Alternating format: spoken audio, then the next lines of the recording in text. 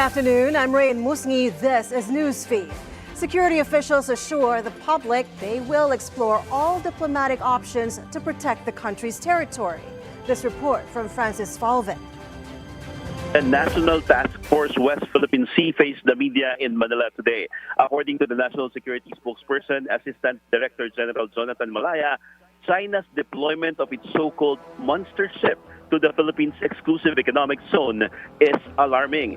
He added that the government was surprised about the increasing aggression being shown by the People's Republic of China.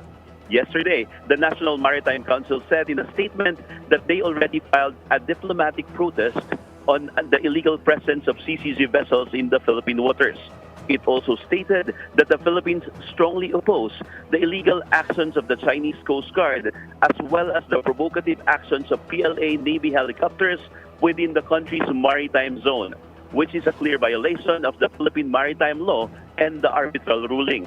For the Philippine Coast Guard, it will continue raise those challenges to drive away Chinese Coast Guard vessels.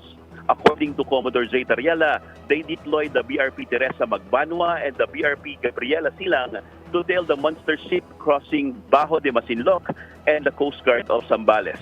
Aside from the China monster ship, there are two more CCG vessels being monitored inside the Philippine exclusive economic zone.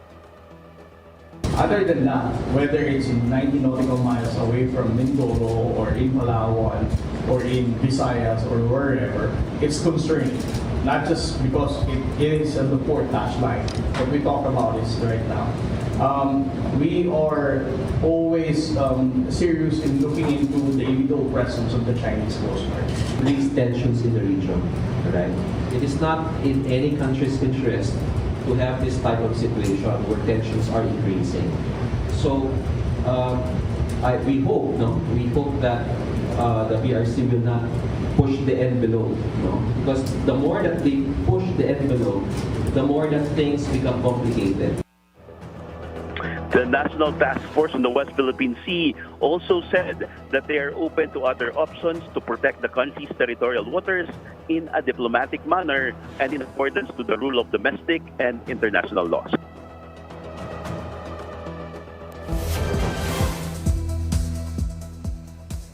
Israel confirms that progress was made in ongoing Gaza ceasefire talks between Israel and Hamas being held in Qatar. Israeli Foreign Minister Gideon Sa'ar said that all parties to the Gaza ceasefire talks have reached agreement on a three-stage deal regarding a ceasefire and hostage swaps, and they are waiting for the response from the Hamas side. A Hamas official told CNN on Monday that the group is very close to an agreement with Israel, despite some remaining sticking points. CNN reports these points include Hamas demands that Israel withdraw from the Philadelphia corridor and commit to a permanent ceasefire rather than a temporary halt to the military operations that started on October 7th last year.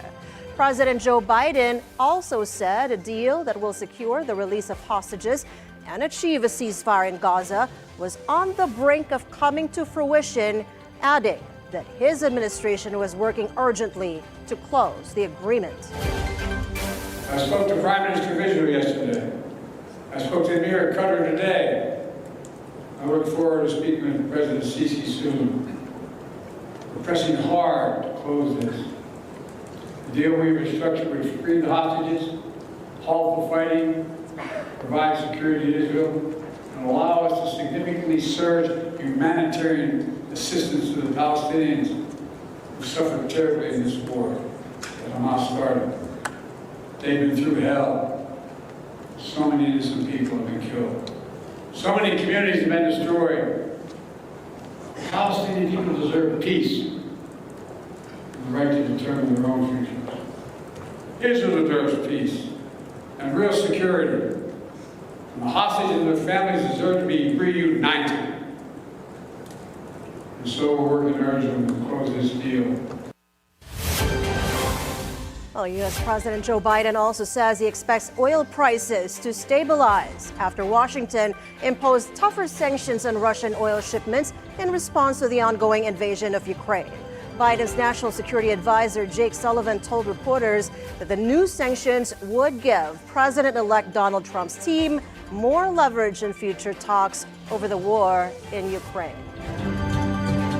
President Biden was not going to impose sanctions on Russia's oil sector if it meant an undue burden on American working families. He does not believe that the action he took places such an undue burden on them, and he believes, as you project out over the course of 2025 on supply and demand, that the oil market is very well supplied, that oil prices will stabilize in a place that does not impose undue burdens on American consumers, and that on the one hand, we can hit Putin's pocketbook without, on the other hand, taking too big a whack out of the American people's pocketbook. That was not an opportunity available to us 1 year ago.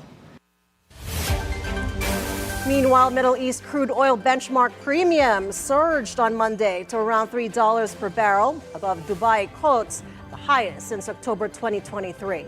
This price spike comes as Asian buyers race to find alternative suppliers amid the restrictions on Russian oil. These developments signal a potentially volatile energy market as global tensions continue to impact supply chains and prices. Those are the news this hour. I'm Raine Musñgi. Stay tuned to the Bilyonaryo News channel on Free TV Channel 31, Channel 24 on Cignal, and on our website, bnc.ph. Thanks for watching.